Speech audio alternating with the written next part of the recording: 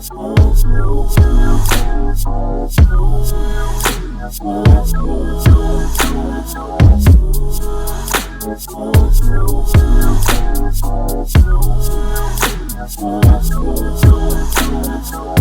the new beginnings. Here's the new beginnings. The pull up so independent. We pull up so independent. Hey everybody, welcome back to another episode of the Sloan Blueprint, a couplepreneurs podcast. I am your co-host, Nicole Sloan. And I'm Eric Sloan. He got his little happy dance going on. Happy y'all are back. And we thank y'all again for your support and your encouragement. Even during season 2 of the Sloan Blueprint, we have had fun so far, and we plan to have even more fun. Absolutely. As we continue to enlighten you and encourage you and share some knowledge and some wisdom, and also have more guests this season. Mm-hmm. Yeah, phenomenal guests. Yes. But this time we plan to talk a little bit more in depth about some things. Just now a little bit. We're not experts in this, but and we probably need to put out that disclaimer early. Yes. We are not financial advisors. We are not experts, but however, we will have on experts. But what we're going to be talking about today is dealing with generational wealth. Mm-hmm. So I guess starting off, before we get into some of the strategies and some of the opportunities that you can look into as you get into generational wealth, you need to understand it's all about a mindset starting off. Mm-hmm. You know, so most people, when you say generational wealth, you automatically think it's all about money. Mm-hmm. Everything is not always about money. It's so many different forms of generational wealth as it relates to financial wealth. So everybody knows money. Social wealth, mm-hmm. that's the status aspect of mm-hmm. it. You got time wealth, which is freedom. And then you got the physical wealth, which people are from a health standpoint. Mm-hmm. So all that comes into some of the other areas as far as what we're going to be talking about. It goes into your why. Correct. Why you should build generational wealth. Of course, building generational wealth gives you more options in life. So you have more freedom to think and to live the life that you want to without being restricted to someone else's time clock, mm-hmm. right? Correct. Or and also it would afford you to maybe quit a job that you don't necessarily care for, or something, or even something that you're not necessarily passionate about. Correct. So we're going to talk about the why, but also ways to build generational wealth. Mm-hmm. And I think one of those ways, of course, being real estate. Mm-hmm. Investing in real estate is definitely one of those major ways to build wealth. And it's for the long term. So with that potential for steady cash flow, whether it be through renting properties, right, Eric? Correct. Or purchasing properties. Yeah, purchasing property. So I had a brain freeze. No worries. Mm-hmm. I got you covered. Yeah, I know you got me. But outside of purchasing properties, mm-hmm. I think right now you can purchase opportunities as far as purchasing a duplex. Mm-hmm. So if you purchase a duplex, one way to build generational wealth, you're purchasing a duplex, you are staying in one, but you're renting out the others. So mm-hmm. then you have the constant cash flow coming in from that. So mm-hmm. that's one opportunity. We talk about, you mentioned renting, but even with your business, mm-hmm. purchasing a building, mm-hmm. Some of the tax benefits that you're able to receive from mm-hmm. those real estate purchases help towards your generational wealth, because mm-hmm. now the tax benefits, or what they say, tax avoidance, mm-hmm. that you're able to legal mm-hmm. tax avoidance. Legal, we're not doing anything illegal. We ain't attorneys either, but we're going to tell you, do it the legal way. Well, right. Legal avoidance. So mm-hmm. now you're able to utilize those funds that you're now avoiding to funnel other things. Mm-hmm. And as far as investments, but then that's a whole another subject and then, in itself. Just to piggyback off that, the more properties you purchase one at a time, then of course you'll be surprised at how quickly your real estate portfolio can grow. Mm-hmm. So those are some very good points. Very good points. Mm-hmm. And then I guess since we're dabbing into real estate, just to add into it, there's so many ways that from the investment is where you can put it out, where some people like to buy the properties, and when they rent it out, they do it through Section 8. So that's mm-hmm. Another way of cash flow coming in, and then you flow that down to mm-hmm. your family for generations to come, because you own that property. And then land purchases, buying land. Absolutely. Mm-hmm. Land is huge right now, especially with the real estate market the way that it is, mm-hmm. its current times, if you're able to get some land where a lot of the builders are building and building and building, and guess what? Well, they need additional land to purchase. Yeah, developing some your own, but that's the whole other topic, I guess. Yep. But also building a business to pass down to your children. Yeah. Family businesses. That's what we are. We're family owned and operated. That we are. Family businesses definitely have a potential for great success if we are diligent about it. And that means too, a lot of times some family businesses don't necessarily make it to the second generation because there's just no diligence. There's lack of knowledge, lack of wisdom about how to run it and to be able to pass it down, or to be taught how to pass it down.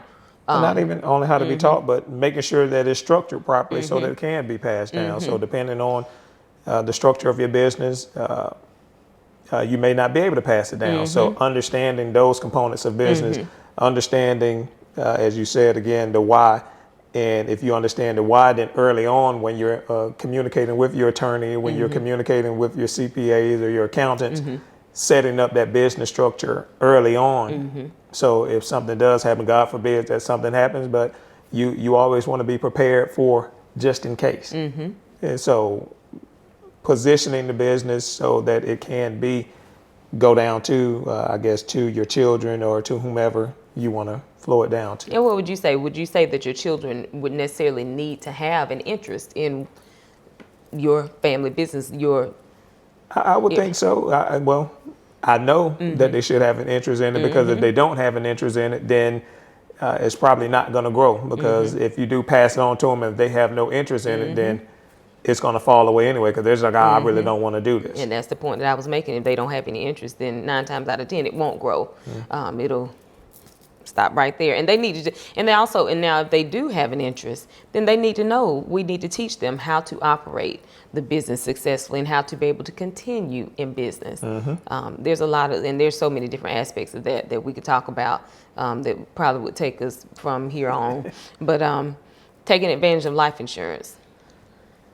That is huge, especially in the COVID and pandemic environment. Huge. And not just life insurance, but other forms. All insurance. And of course, we are not experts. No, we are not. We plan to have an expert next week, though, to talk about some of these things. But yeah, whatever. Or next episode. I'm sorry, next episode. No, you had it. You're good. I think they understand. They got it. But on the insurance side of the house, that is probably the number one way to build generational wealth. It is. And I think people fail to understand the importance of that and the cost of it. So some people look at, insurance is going to cost this.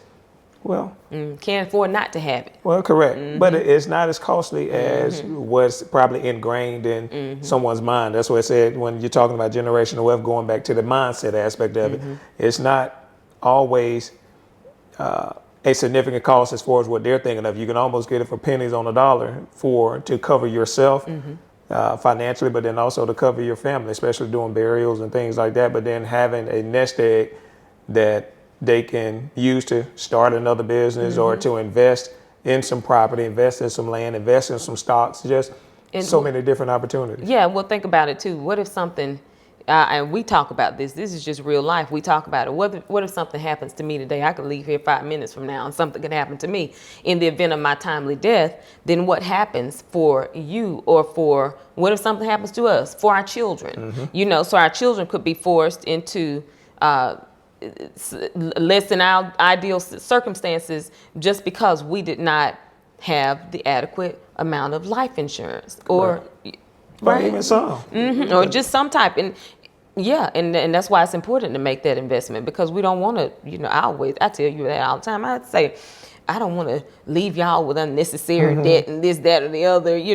If something happens to me, I want y'all to be taken care of. Right. You have to think ahead, even though it's conversations that we don't necessarily want to have, but it's necessary. We have to have it. Well, and then if we're bringing the Bible component into it, it said, from a man's standpoint, you want to leave an inheritance for your children's children. Your children's children. Exactly. So in order to do that, you have to have some type of assets. You have to. So assets, whether it be through property, through insurance. So insurance allows you that opportunity, especially from life insurance, to be able to have a substantial nest egg to be able to pay off bills, pay for your funeral, and then have things remaining. It's Correct. literally protection. It is protection for your family. And as we talk about that aspect, you know, talking about insurance and all of these other things to build generational wealth. And another important thing is to teach our children about personal finance. Your children.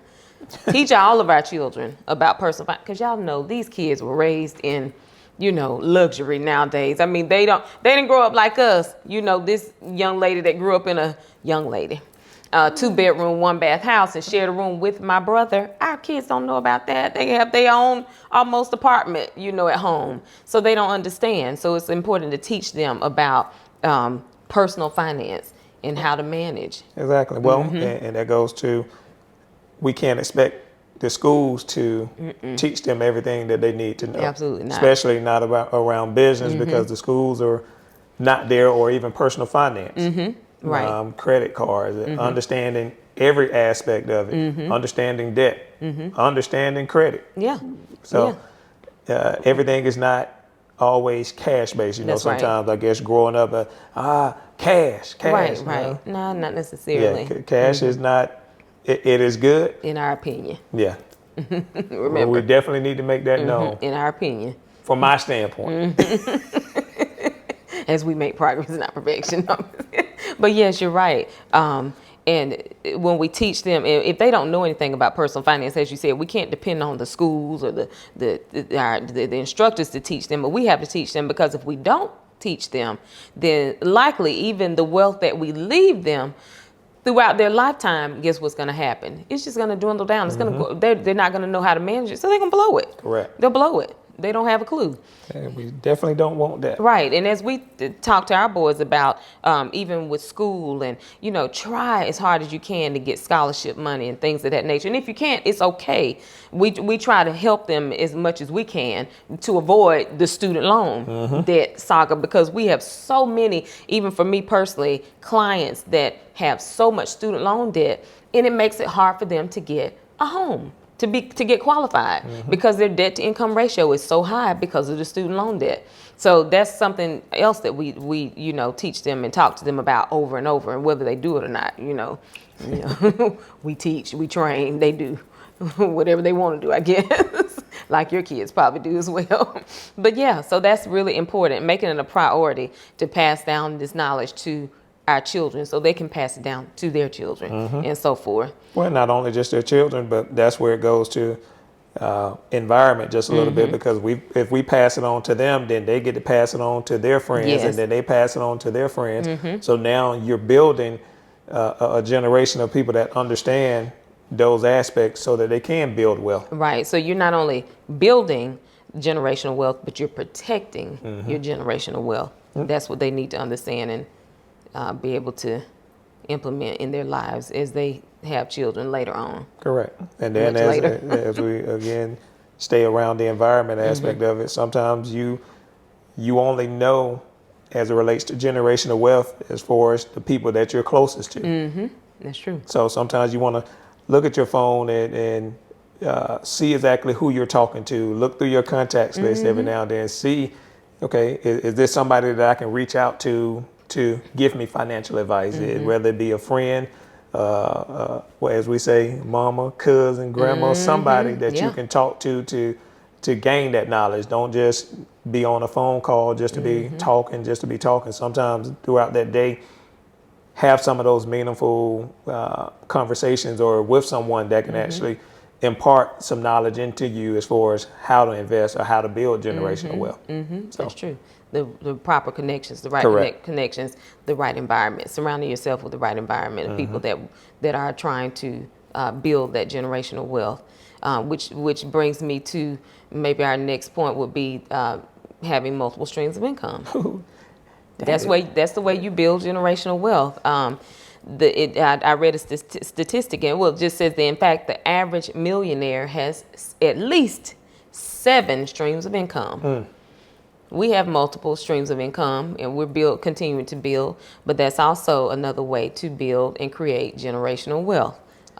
creating those multiple streams. Well, and again, going back to the pandemic, that showed us that you almost have to have multiple streams of You do. income, because with the pandemic, so many people, because they only had that one source of income, that I'm not going to say it killed their generational wealth, but it certainly slowed it down to a halt, where now you are not necessarily focused, but now you're nervous about this thing, and now you're nervous about going out and chasing other opportunities because your financial or your cash flow is low. So if you have those multiple streams of income, when one goes down, well, you still have those other ones coming in. And you're not necessarily focused on living paycheck to paycheck, because we've been there, done that. Been there, we got that certificate, probably the plaque, the certificate, the trophy.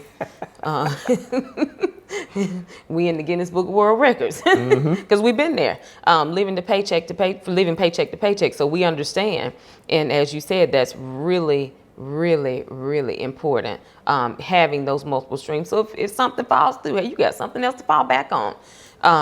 And one of those, and thinking about multiple streams of income, there's a variety of income streams. One of being passive income.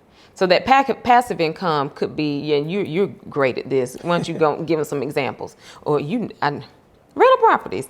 Remember Well, we said rental properties. If you write books and you have, book royalties could be. I'm just thinking of, what are some other ways that you probably could? I'm just thinking of all the passive, because there are so many. He always telling me, so I know he got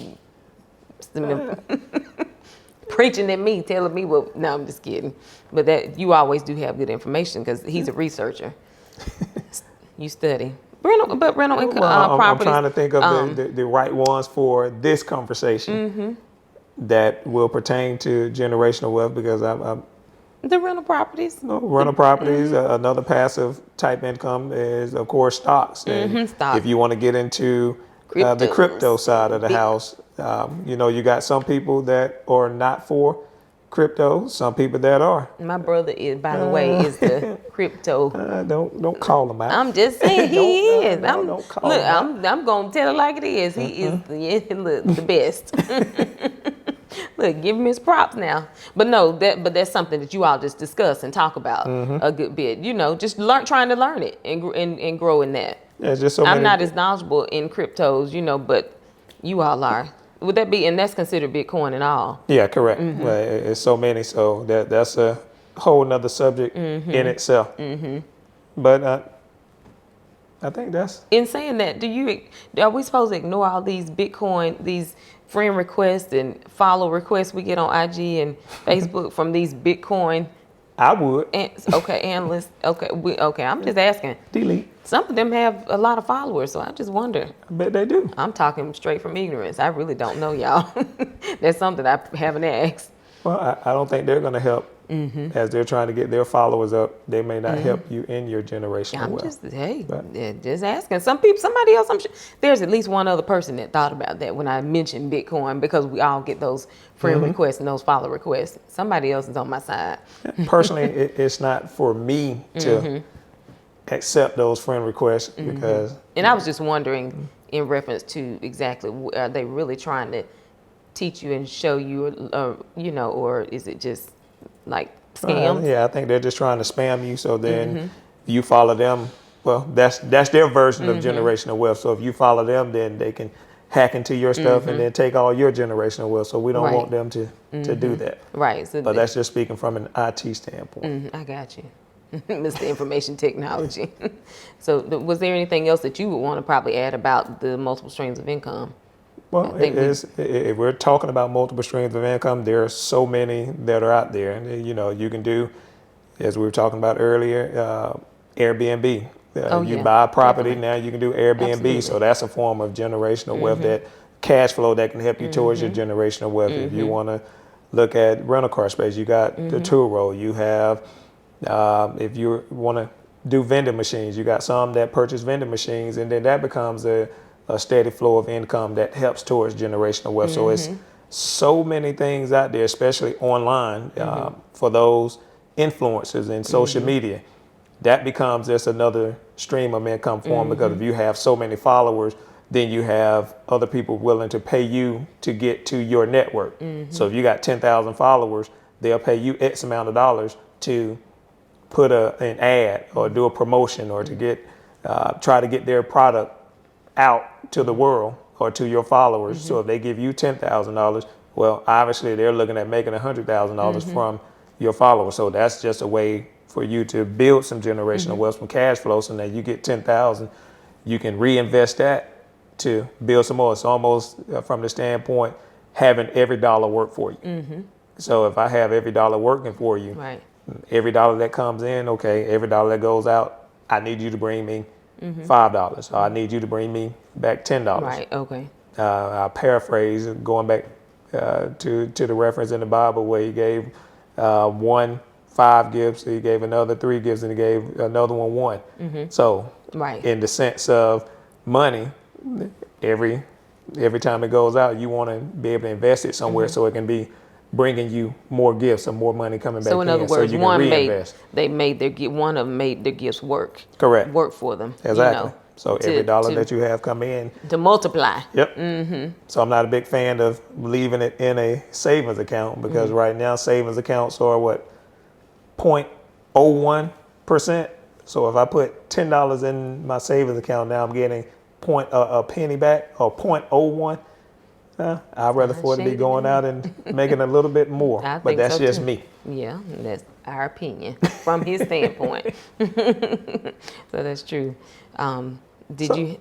No, I'm sorry. Right, well, I think just in a nutshell, Covering only not very many, but some of the ways that you can build generational wealth. Correct. There are so many other ways, and as we said, we plan to have a guest, a phenomenal guest, on our next episode to talk about ways to build generational wealth and some other things. I don't want to give it all away. Y'all got to stay tuned, so you'll stay tuned so you can be privy to that information. But we definitely appreciate you all joining us for another episode. We hope that we've enlightened you on some things that you may just not have thought about, even as business owners or if you're still in the corporate world. Doesn't matter. Building generational wealth is important. It's something that even if you haven't thought about it, think about it. Put some thought into it. well, and give us some of your feedback as far as what you think of some of the some things that we may have not touched on, but some of the ways that you or some of the things that you're doing to build generational wealth. Yes. We Always, welcome it. we welcome your feedback, Welcome your feedback. comments. Constructive feedback. We take it. We love to have it. Email us at info@sloanblueprint.com. And continue, Right? and continue to follow us. If you haven't subscribed to us on YouTube, follow us. Go to www.youtube.com. In the search function, type in Sloan Blueprint.